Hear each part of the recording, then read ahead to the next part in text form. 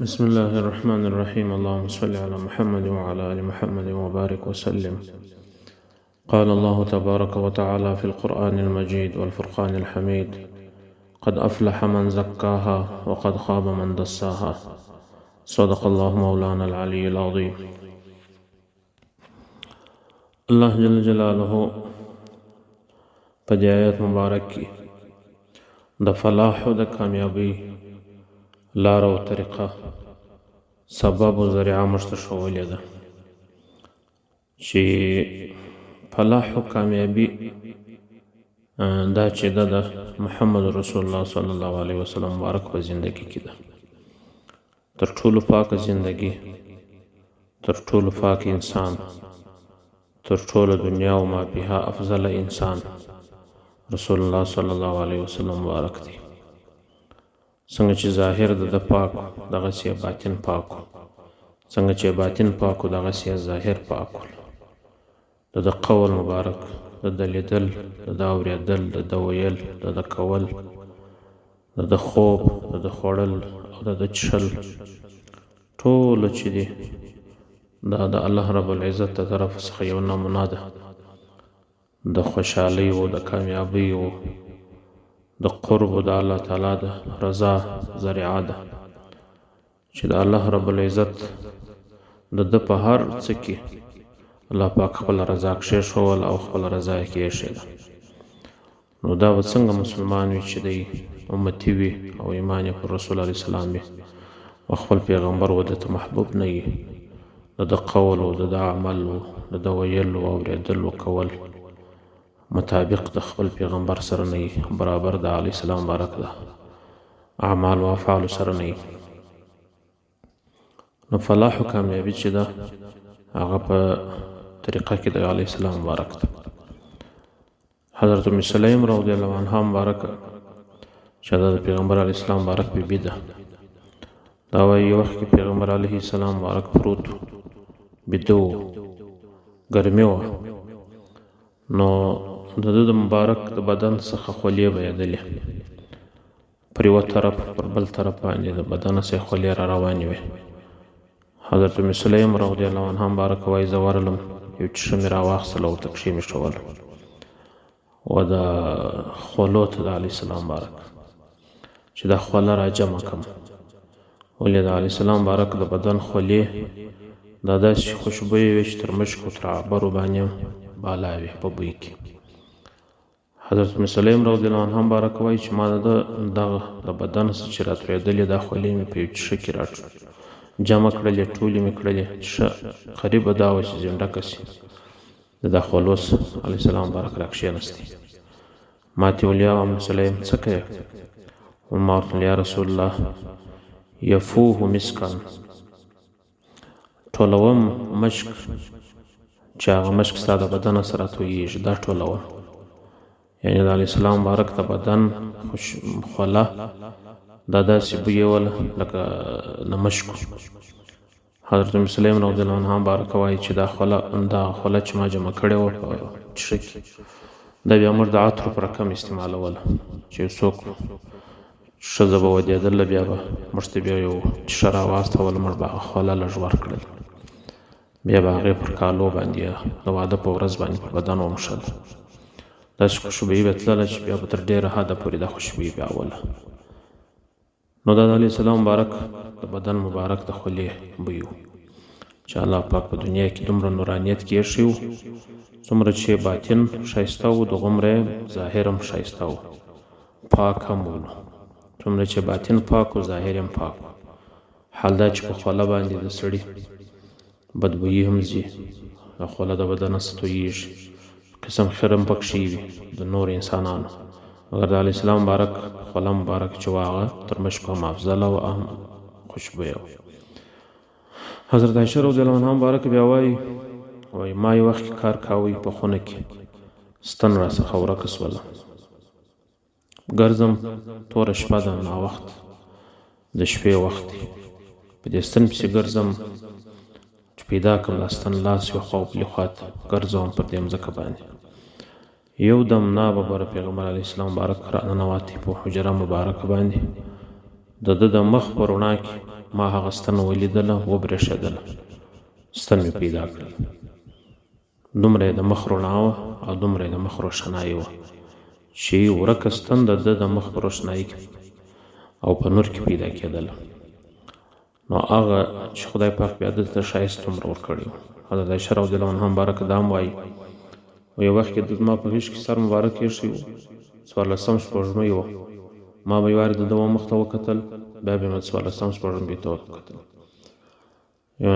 نو مې یو وارې د ځان سره دا وویل چې سپوږمۍ په نور کې تیزه ده، بیا به م د ځان سره دا وویل چې د علیه السلام مبارک د نور مخ تیز دی تر سپوږمۍ. نو دغه فکر به مې کاوه، یو وار به مې نظر د سپوږمۍ وخواته سو، بیا به مې د ده مخ ته سو. اخر مې دا فیصله وکړه چې د مخ نور چې دی دا پر تیز دی پر سپوږمۍ باندې. نو دا یې د مخ روښنایي وه. او کوم وخت چې دی معراج ته تللی، حضرت موسی علیه السلام مبارک الله پاک چې پر کوه طور باندې خبرې ورسره وکړلې، حضرت موسی علیه السلام الله پاک ته وویل چې ما ته خپل ځان اشکاره کړه. الله تعالی ورته وویل چې ته ما نسې لیدلی. بیا ورته وویل چې ربه دا خبرې دې ډېر ښه خوند راکړي چې ته ځان را ووینه. بیا الله پاک ورته وویل چې ته ما نسې لیدلی. بیا الله پاک جل جلاله دا غره ته وګوره. الله پاک پر دې غره باندې تجلی وکړه، دا غر ذره ذره سو. حضرت موسی علیه السلام بېهوشه سو. دا هغه نبی و چې د علیه السلام مبارک په خپله چې په شپه د معراج تللی، نو د 2 میاشتو اندازه سفر و د مدینې مکې معظمې څخه. دا په یوه آنې کې دا د طی کوي او پرې کوي دا سفر. په یوه آن کې په یوه لحظه کې د مځکې څخه تر اسمانه پر دی وخاتي. په اول اسمان کې حضرت آدم علیه السلام مبارک په استقبال کې ورته ولاړو. په دویم اسمان کې حضرت زکریا علیه السلام، عیسی علیه السلام ورته ولاړو. په دریم اسمان کې یوسف علیه السلام مبارک استقبال وکړي. په څلورم اسمان کې ادریس علیه السلام استقبال وکړي. په پنځم اسمان کې هارون علیه السلام استقبال وکړي، ښه راغلی ورته ووایي. په شپږم اسمان کې موسی علیه السلام استقبال و، ښه راغلی ورته ووایي. په اووم اسمان کې ابراهیم علیه السلام ښه راغلی و، استقبال ورته وکړي. سدرة المنتهی ته چې ورسېدی، جبرائیل علیه السلام ورته وویل چې نور زه نسم تللی یا رسول الله، که زه ولاړ سم نور زه وراخم زما وزرونه وراخي، او تر ننه پر زه نه یم تللی، تر دې بالا تر دې سدرة المنتهی پورې لوړ زه نه یم تللی. سدرة المنتهی پر مرزو ورځو لوړ زه نسم تللی، طاقت نه لرم. بیا نو الله جل جلاله او د الله تعالی رسول سره خبر دی چې بیا دې څنګه ولاړی، چیر ولاړی. تر عرشم بالا او نه هم د عرش دروازې ورته خلاص شوې، 80,000 نور و د حجاب دا ټوله پورته سو، لرې سو، ټولې دروازې ورته خلاص شوې او ټوله حجابونه د مخه ووتل. الله پاک جل جلاله سلام باندې ووایي. پیغمبر علیه السلام بارک چې ورغلی، السلام علیک ایها النبی ورحمت الله، سلام دی پر تا باندې ای نبی زما، رحمت دی پر تا زما. علیه الصلاة والسلام بارک باندې الله پاک سلام ووایي. الله جل جلاله ته دومره محبوب و چې د سلام باندې ووایي. دا څومره محبوبیت دی، څومره مقام دی چې الله پاک ورکړی دی، چې تر 7 اسمانو بالا، تر عرش بالا، تر لوح، تر کرسیو، تر قلم بالا، تر جنتو بالا، چې جبرائیل علیه السلام هم، میکائیل علیه السلام هم، اسرافیل علیه السلام هم، عزرائیل علیه السلام هم دا مقام ته نسوای رسېدلی او نه دی دا مقام په ځان کې هضمولی سوای، مګر تنها د علیه السلام مبارک سینه مبارکه وه چې دا ټوله تجلیات، دا ټوله انوارات دا د په خپله سینه کې قرارول او په خپله سینه کې ځای ورکاوی. دومره الله پاک جل جلاله او ده ته دا مقام ورکړی و چې د الله پاک څومره محبوب انسان دی. کوم وخت چې دی پیدا سو، پیغمبر علیه السلام مبارک، حضرت امینه رضی الله عنها مبارک چې د مور چې د پیدایش داسې و چې د ټولو بادشاهانو تختونه پر دا بله خوا واوښتل. هر باچا چې کښېني پر تخت کښېني، د هر باچا تخت پر دا بله چپه خوا واوښتی. د ټولو باچاهانو د سرو څخه تاجونه یې لس، هغه تاج خول د باچۍ چې دی پر سر ایښی.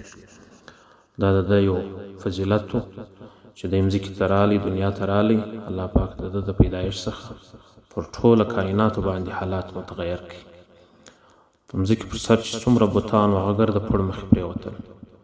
د کسرا 2 کلونه اور دا بل و، دا ټوله اور مړ شو.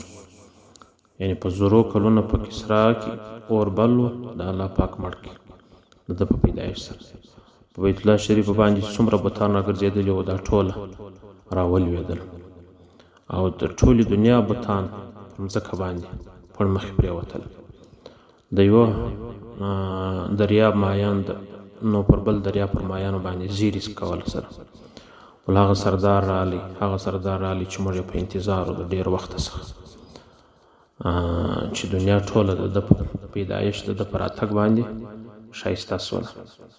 مرغانو زیري سر کول، مایانو زیري سر کول، ټولو د مځکې د سر او د اسمانو ملایکو، ټولو مخلوقاتو یو د بل د خوشحالۍ سره زیري سر کول. حضرت امینه رضی الله عنها مبارکه وایي چې کوم وخت کوچنی پیدا شي نو دا نویه مشتي د مور په رحم پورې، مګر پیغمبر علیه السلام مبارک چې پیدا سو نو مبارک یې جلا و او صاف و.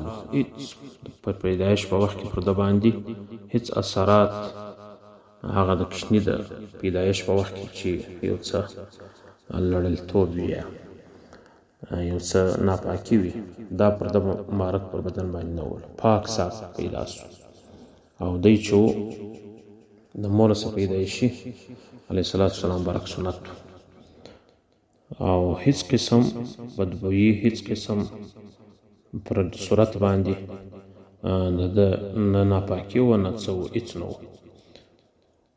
حضرت امینه رضی الله عنها مبارک وایي چې کوم وخت دی پیدا سو ټوله خونه روښانه سو، مشرق و مغرب ما ولیدل چې د ده په پیدایش باندې یو دم داسې د دې مشرق و د مغرب د لیدلو څخه بیا یو هتکۍ بعد یو ورځ پیدا سوله.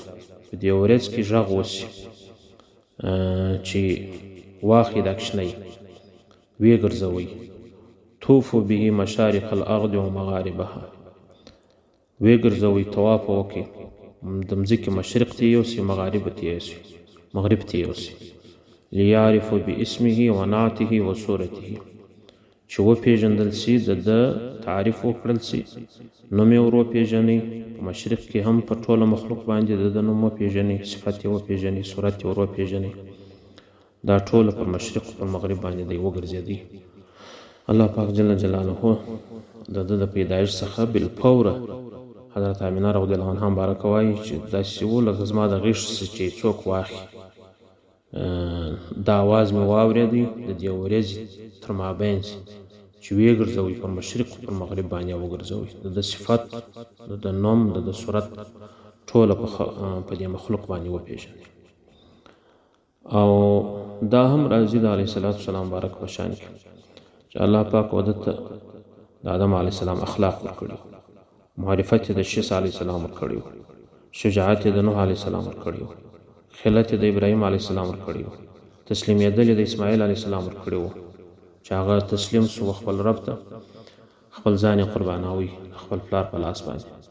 فصاحت د صالح علیه السلام الله ورکړي، حکمت د لوط علیه السلام الله ورکړي، رضا د اسحاق علیه السلام، زیری د یعقوب علیه السلام، ښایست د یوسف علیه السلام، سختوالی په بدن و په قوت کې د موسی علیه السلام سره مشابه، جهاد د یوشع علیه السلام الله پاک ورکړي، محبت د دانیال علیه السلام، وقار د الیاس علیه السلام، زړه د ایوب علیه السلام او آواز د داود علیه السلام، طاعت د یونس علیه السلام، عصمت د یحیی علیه السلام، زهد و تقوا د عیسی علیه السلام.